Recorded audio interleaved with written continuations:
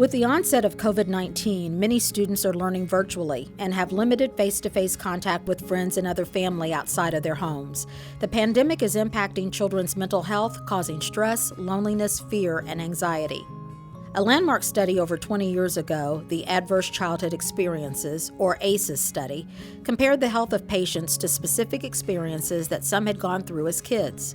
Researchers found correlations between childhood experiences and their lives as adults. Thanks to a partnership between the City of St. Joseph Health Department, United Way Leadership St. Joseph, and the St. Joseph School District, every student 15 through 19 years old who attends school in Buchanan County will receive what's known as a coping kit. On this day, Jean West, a St. Joe's School District social worker and certified trauma consultant and trainer, distributed kits to students at Benton High School.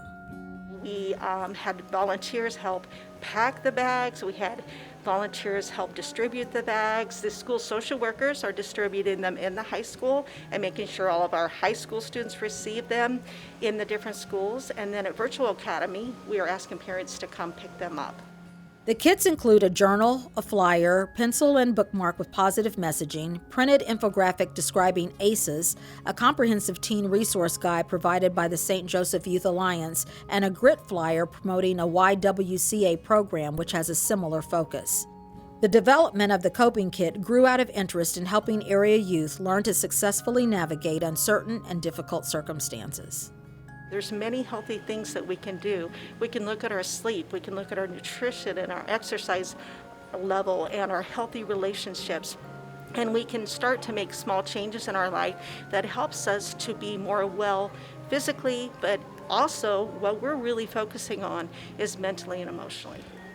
Jean West wants parents to know they are not alone. There are people in schools available and willing to help. I would contact your school counselor or your school social worker. All of our high schools and middle schools have school social workers, and it's our job as counselors and social workers to try to help meet those social emotional needs of kids to the best of our ability.